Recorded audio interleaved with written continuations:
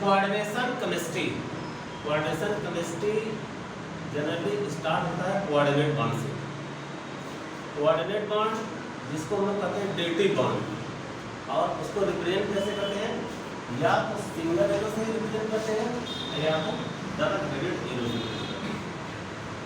Coordinate bond means dative bond, donor atom एक atom द्वारा electron donate किया जाता है और दूसरे एटम द्वारा इलेक्ट्रॉन एक्सेप्ट किया जाता है, उनके बीच में इक्वल शेयरिंग नहीं होती। That bonds are known as the coordinate bond. यहाँ पे हमारा जो चैप्टर है coordination chemistry means coordination compound के बारे में हम लोग पढ़ेंगे। कोऑर्डिनेशन कंपाउंड से रिलेटेड जितने भी आपके कॉम्प्लेक्स है वो कोऑर्डिनेशन स्फीयर के अंदर होते हैं, इसको हम लोग कहते हैं coordination sphere.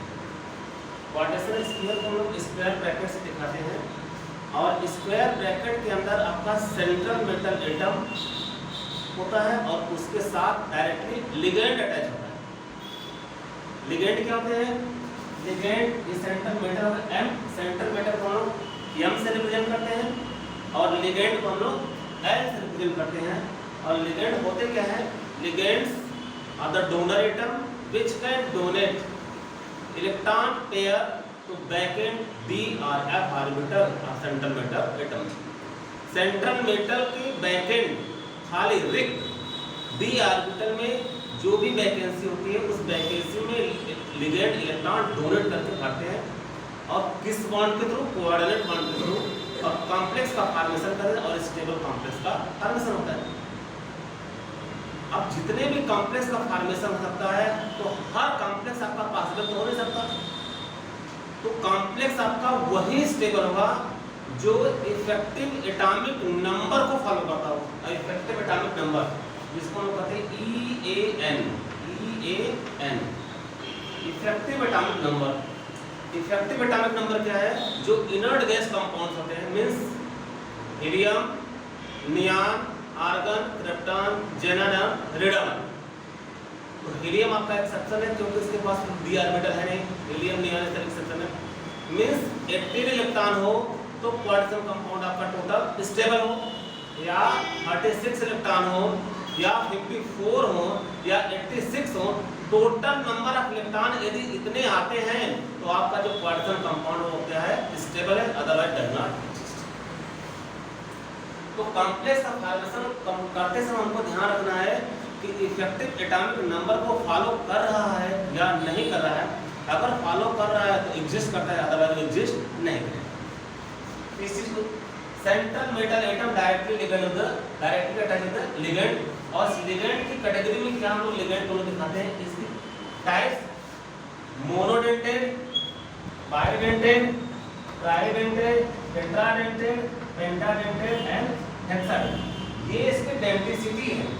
Ligands under donor atom, monodentate means 2 electron donate करेगा, मींस 1 पेयर, इसमें 2 पेयर डोनेट करेगा इलेक्ट्रॉन, इसमें 3 पेयर इलेक्ट्रॉन डोनेट करेगा, इसमें 4 पेयर, 5 पेयर एंड 6 पेयर। और 6 पेयर का मात्र एक एग्जांपल क्या है, EDTA, मोस्ट इंपोर्टेंट, जिसको हम लोग कहते हैं EDTA 4 negative. Ethylene diamine tetraacetate, ethylene diamine टेट्राएसीटेट।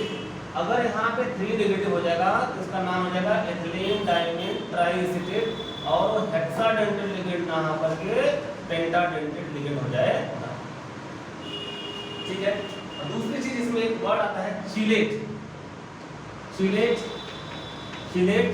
Chelation, chelating compound and chelating coordination compound.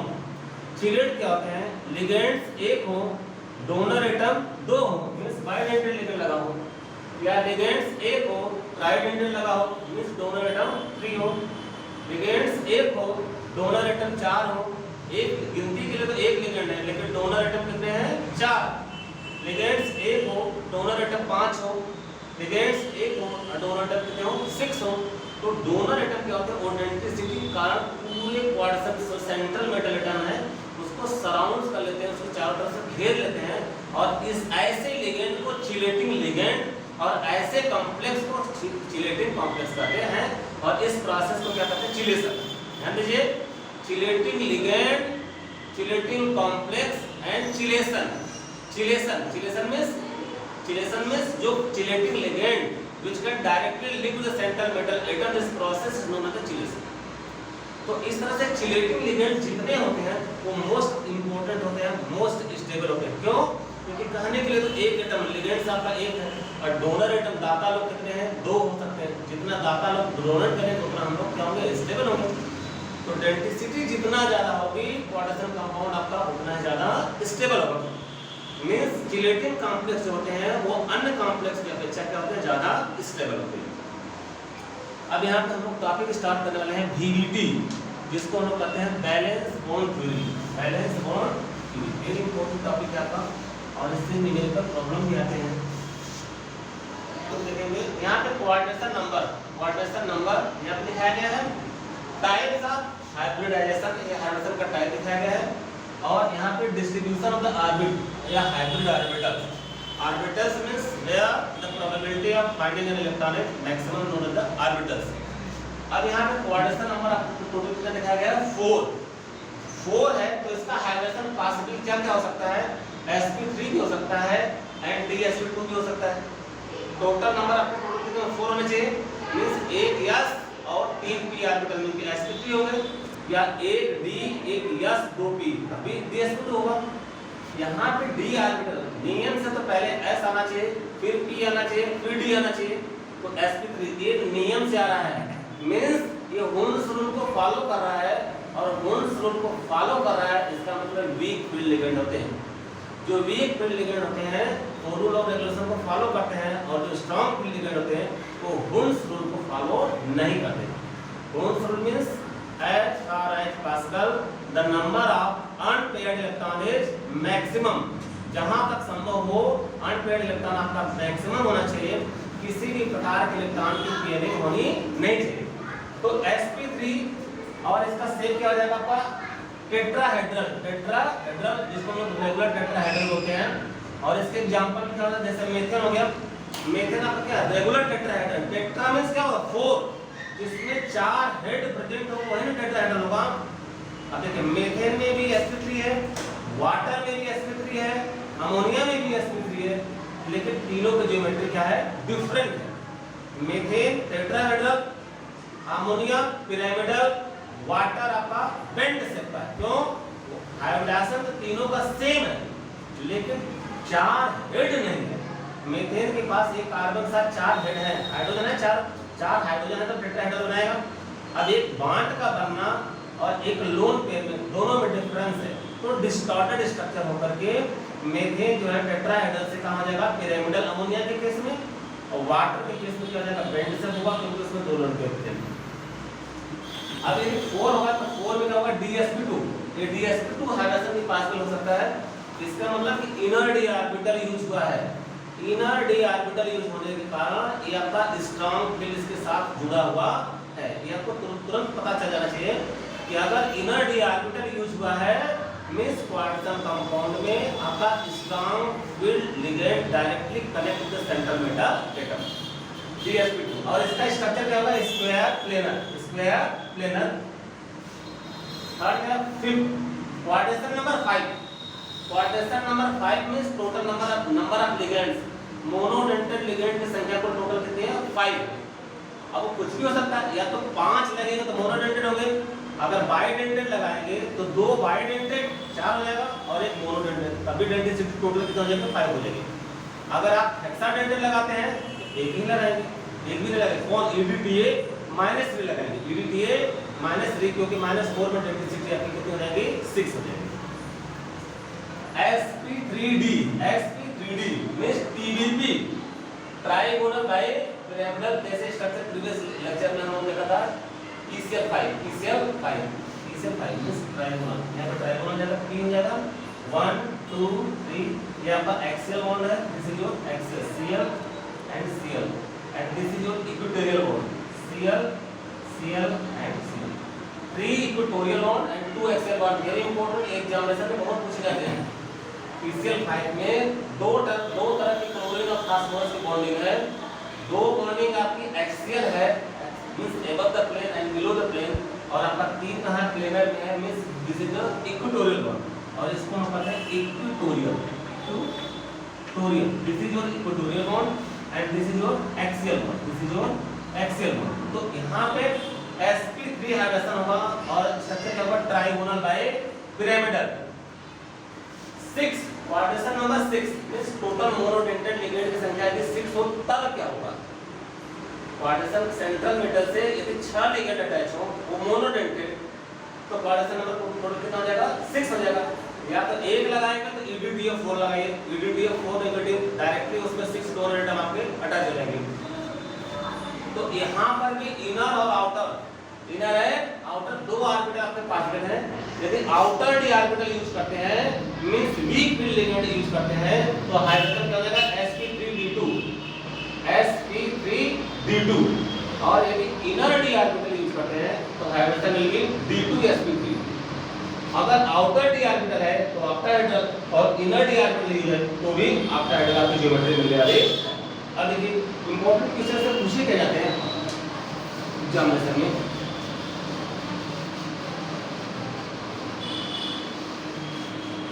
यहाँ पर हम लोग हैं CO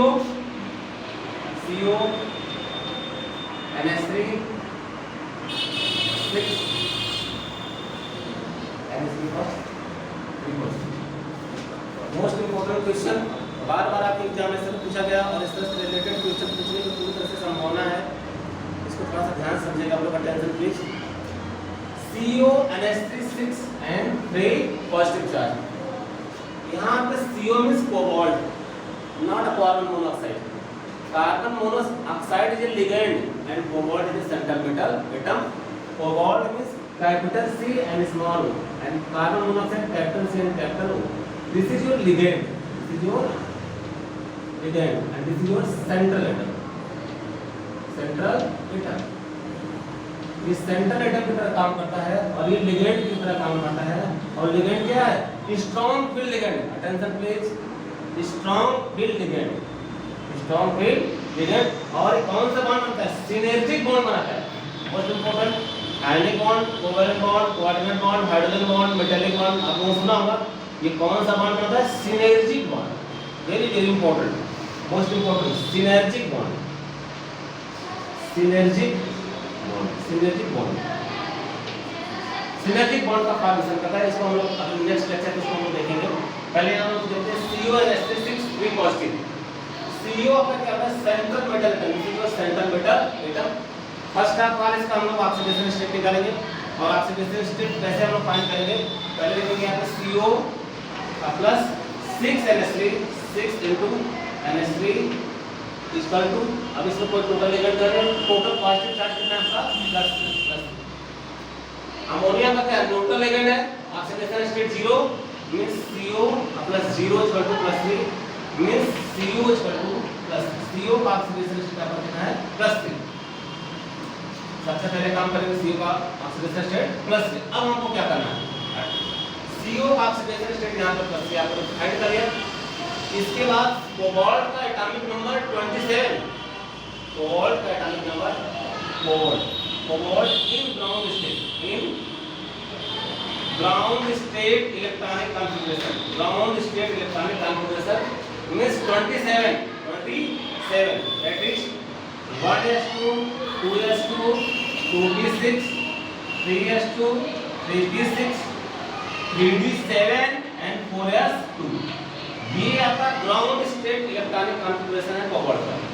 atomic number 27 means electronic configuration 3d7 4s2। अब इलेक्ट्रॉनिक कॉन्फ़िगरेशन सपोज करिए आप एग्जामिनेशन में होंगे, इलेक्ट्रॉनिक कॉन्फ़िगरेशन कैसे करेंगे, तो एटॉमिक नंबर यदि याद है तो आपको इलेक्ट्रॉनिक कॉन्फ़िगरेशन करने में कोई प्रॉब्लम नहीं होगी। अब देखिए कोबाल्ट का एटॉमिक नंबर कितना था, 27।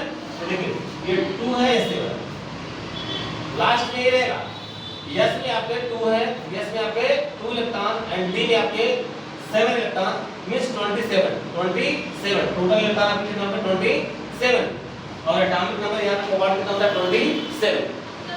इसी तरह से यदि हम लोग आयरन का लें तो 3d6 4s2, आयरन का हो जाएगा 3d6 4s2। एक सबसे इलेक्ट्रॉनिक कॉन्फ़िगरेशन किसका होता है, क्रोमियम का और कॉपर का।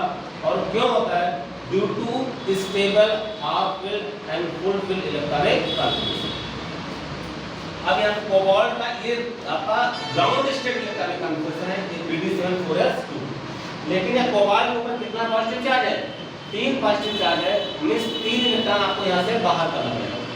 जब 3 इलेक्ट्रॉन हम लोग बाहर करेंगे तो 2 इलेक्ट्रॉन आपके S से बाहर होगा और 1 इलेक्ट्रॉन आपके D से।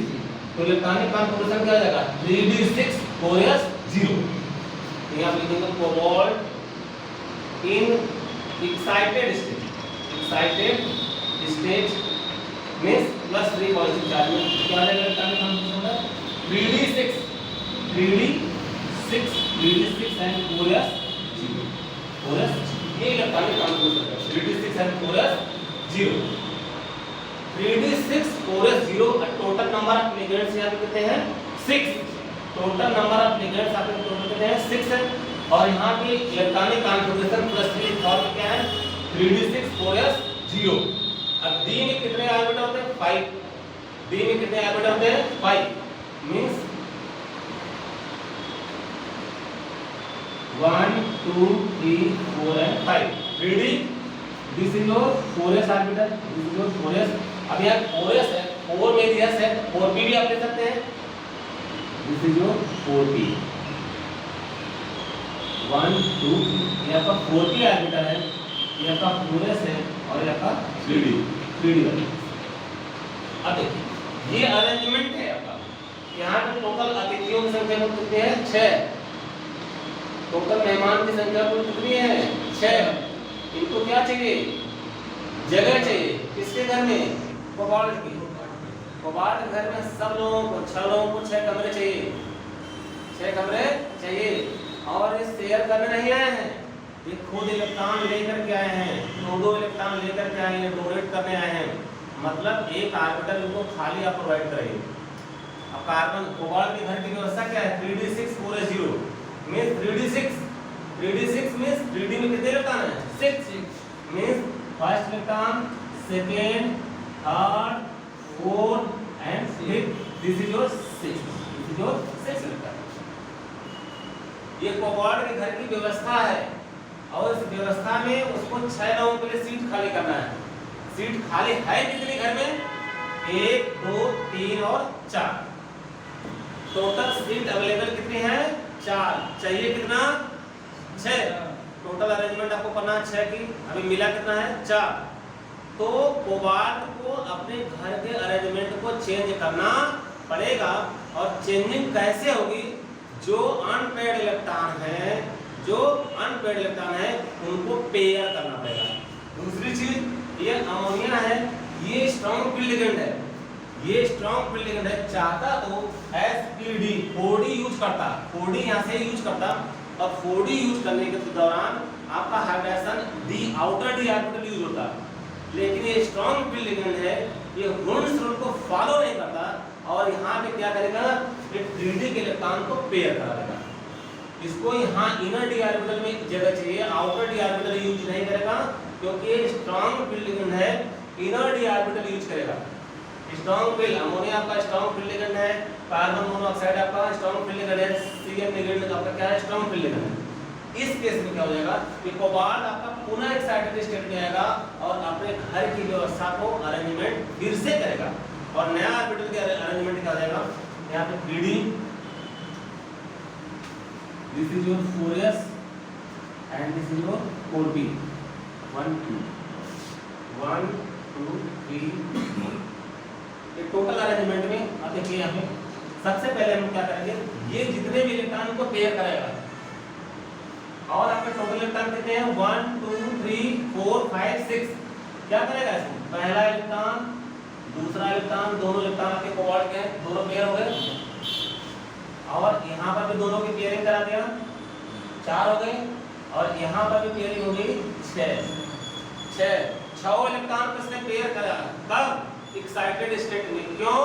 जो यहाँ पे टोटल लिगेंड्स आपके 6 हैं, इनका अरेंजमेंट करना है, इनको लिंक करना है, इनके साथ क्वाड्रेशन कंपाउंड आपको बनाना है। अब देखिए कितने ऑर्बिटल आपके वैकेंट हुए? 4 1 2 3 4 5 6 सीट खाली हो गई कि नहीं होगी? 6 सीट खाली हो गई।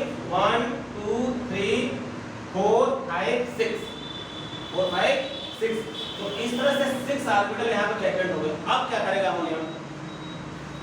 अमोनिया ऑलरेडी एक मोनोडेंटेड लिगेंड है। नाइट्रोजन के पास एक लोन पेयर इलेक्ट्रॉन है, लोन पेयर मींस 2 इलेक्ट्रॉन, वो दोनों इलेक्ट्रॉन को क्या करेगा? वैकेंट डी ऑर्बिटल में यहाँ पे डोनेट करेगा। वैकेंट डी ऑर्बिटल में डोनेट करेगा तो न्यू बॉन्ड का फॉर्मेशन होगा। और इस तरह से देखेंगे एक अमोनिया के दोनों इलेक्ट्रॉन यहाँ पे डोनेट करेंगे। ये अमोनिया के इलेक्ट्रॉन है, पहला अमोनिया आकर के यहाँ पे जुड़ गया, इसको बोलते हैं NH3।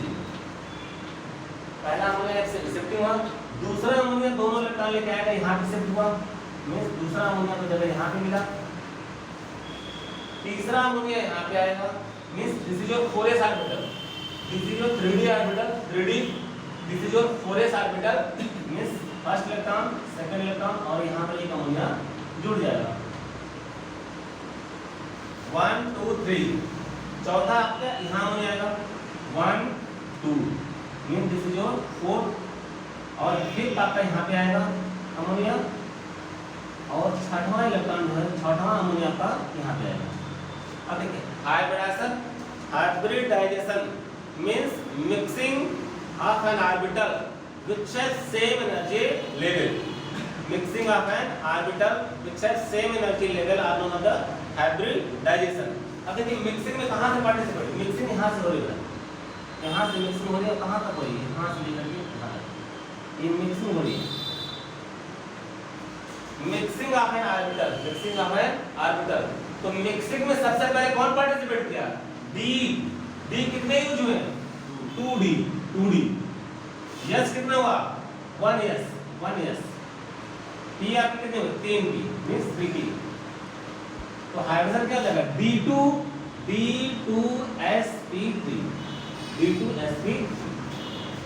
हाइड्रोजन आपका क्या हुआ? D2sp3। Most important, attention please, most important है यहाँ पे आपने इसका हाइड्रोजन कैलकुलेट किया, हाइड्रोजन आपको पता चल गया, इसका आंसर क्या है?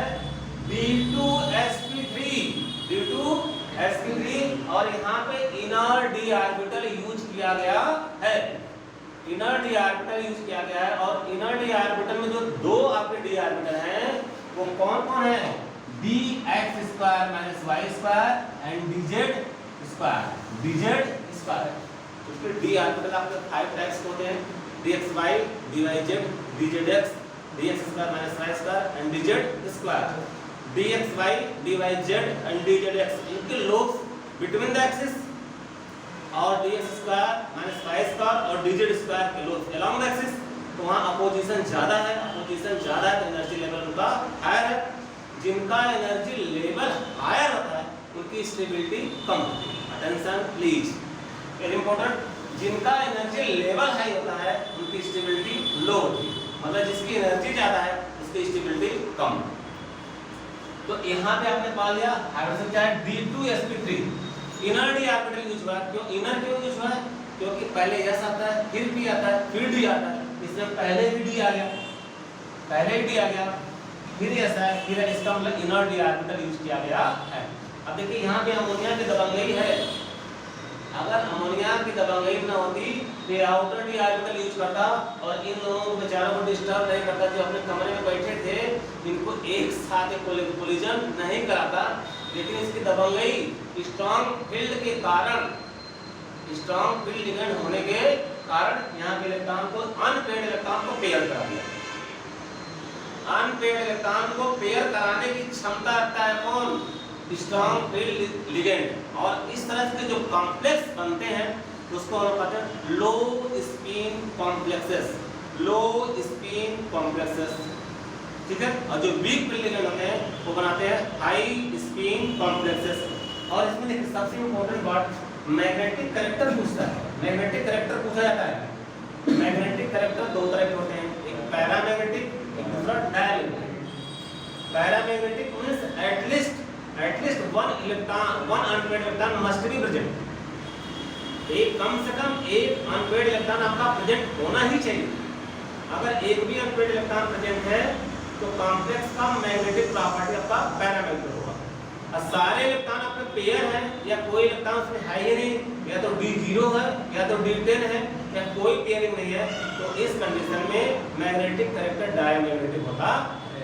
अब देखिए अगर यहाँ पे लिगेंड यहाँ पे लिगेंड यदि वीक फील्ड होता, अगर यहाँ पे लिगेंड वीक फील्ड यूज होता तो इस इलेक्ट्रॉन को पेयर नहीं करा पाता, और पेयर नहीं करा पाता तो यहाँ टोटल अनपेयर्ड इलेक्ट्रॉन आपको 1 2 3 4 मिलते हैं, और इसका मैग्नेटिक कैरेक्टर क्या होता है, paramagnetic.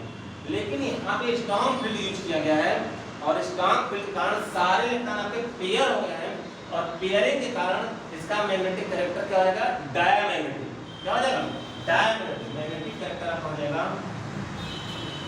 Magnetic character, magnetic character diamagnetic,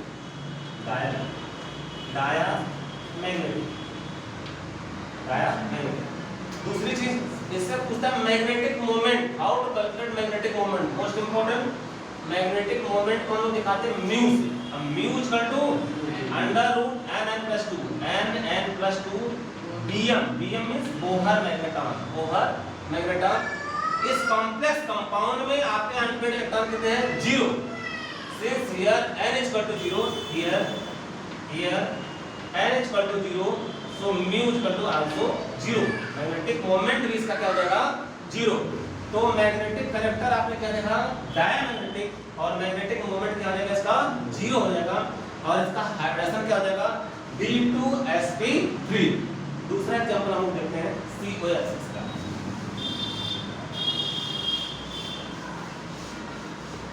COF6 -3 तो यहाँ पे फ्लोरीन यूज किया गया है। Fluorine acts as a ligand, और फ्लोरीन क्या है, वीक फील्ड लिगेंड है। वीक फील्ड लिगेंड मींस वालो हुंसरून, वालो हुंसरून, हालो हुंसरून। सबसे पहले ऑक्सीडेशन स्टेट हम निकालते हैं, means CO +6 * fluorine = -3, means CO +6 * -1 = -3, means CO = +3, CO = +3। CO का ऑक्सीडेशन स्टेट आपका यहाँ पे +3 है। इलेक्ट्रॉनिक कॉन्फ़िगरेशन आपका क्या हो जाएगा, 3d7 4s2। Electronic configuration CO means 3d7 4s2। अब यहाँ पे क्या है, +3 स्टेट में है, और +3 स्टेट में क्या आ जाएगा बेटा, 3d6 4s0 मींस वही अरेंजमेंट हो जाएगा, 3d हो जाएगा, और यहाँ पे 4s हो जाएगा, और यहाँ पे 4p 1 2 3, ठीक है। 3d 4s and 4p। 3d6 means 1 2 3 4 5 and 6 लिखा होगा, s मींस 0। अब यहाँ पे देखिए, फ्लोरीन के पास इतनी क्षमता नहीं है कि इस इलेक्ट्रॉन को पेयर करा दे। फ्लोरीन के पास इतनी क्षमता नहीं कि इस इलेक्ट्रॉन को पेयर करा दे, तो इस केस में क्या हो जाएगा, ये आपका 3d एज इट इज रहेगा, ये आपका 4s है, और आपका क्या है 4p। उस केस में क्या हो जाएगा, 4d ऑर्बिटल यूज किया जाएगा, 4d 4s 4p and 4d means 1 2 3 3d 1 2 3 4 5, this is your 4s, this is your 4p and this is your 4d। 1 2 3, यहाँ पे कौन कितने हैं, 1 2 3। देखिए अब यहाँ पे मिक्सिंग यहाँ से स्टार्ट होगी, मींस 1 2 3 4 5 एंड 6। तो पहला फ्लोरीन दोनों इलेक्ट्रॉन लेकर के आएगा, यहाँ पे अटैच हो जाएगा। दूसरा फ्लोरीन आपका यहाँ पे अटैच होगा, तीसरा फ्लोरीन आपका यहाँ पे अटैच होगा, चौथा फ्लोरीन आपका यहाँ पे अटैच होगा, पांचवा फ्लोरीन आपका यहाँ पे अटैच होगा, और छठवां फ्लोरीन आपका यहाँ पे अटैच होगा। ये 6 फ्लोरीन आपके यहाँ पे पार्टिसिपेट करेंगे। अब देखिए मिक्सिंग में कितने लोग पार्टिसिपेट करा रहे हैं, जहाँ फ्लोरीन बैठा होगा वही लोग मिक्सिंग कर रहे हैं, जहाँ पे फ्लोरीन आपका प्रेजेंट होगा वहीं पे मिक्सिंग होगी। तो फ्लोरीन कहाँ प्रेजेंट है, फ्लोरीन आपका यहाँ से लेकर के यहाँ तक। अब यहाँ से यहाँ तक जो आपके ऑर्बिटल यूज हुए हैं, क्या यूज हुआ है, पहला आपका s है, p कितने हो 3p, और d कितने हैं 2d, मींस हाइड्रोजन लीजिए sp3d2, sp3d2, sp3d2। आपका हाइब्रिडेशन यहाँ पे चेंज होगा, आउटर डी ऑर्बिटल यूज हुआ है, और आउटर डी ऑर्बिटल में total number of unpaired electron आपके बचे कितने हैं 4। Total number of unpaired electron कितने बचे 1 2 3 and 4। Here n = 4, n = 4। Magnetic character will be paramagnetic, paramagnetic, paramagnetic. Paramagnetic, या आपका मैग्नेटिक करेक्टर होगा paramagnetic, magnetic character paramagnetic, unpaired electron 4, unpaired electron 4। अब मैग्नेटिक मोमेंट हम कैलकुलेट करते हैं, mu equal to under root n plus 2 bm, n plus 2 bm। अब यहाँ पे n की वैल्यू कितना है 4 and 4 plus 2 means under root 24। अब देखिए 24 25 का क्या निकलता है 5, तो 24 क्या होगा 5 से थोड़ा कम कर दीजिए 4.82 या 4.9 कुछ भी means 4.9 bm, bm means Bohr लगेगा। अब देखिए आपका सेंट्रल मेटल वही जो पहले था NH3 के साथ, ऑक्सीडेशन स्टेट वही, इलेक्ट्रॉनिक कॉन्फ़िगरेशन वही, लिगेंड के बदलने से पूरा पिक्चर यहाँ पे आपका बदल गया। क्या हुआ डायमैग्नेटिक से क्या हो गया पैरामैग्नेटिक, मैग्नेटिक मोमेंट 0 से क्या हो जाएगा 4.9 bm, और वहां पे करेक्टर आपका डायमैग्नेटिक और यहाँ पे हो जाएगा पैरामैग्नेटिक। तो दूसरी चीज कलर का जो फॉर्मेशन होगा, कलर का फॉर्मेशन हम लोग नेक्स्ट वीडियो में उसको हम चर्चा करेंगे, और लो स्पीड हाई स्पीड के कंप्रेसर से रिलेटेड जो भी कंपाउंड आएंगे नेक्स्ट लेक्चर में उसको डिटेल में चर्चा की जाएगी। Thank you very much.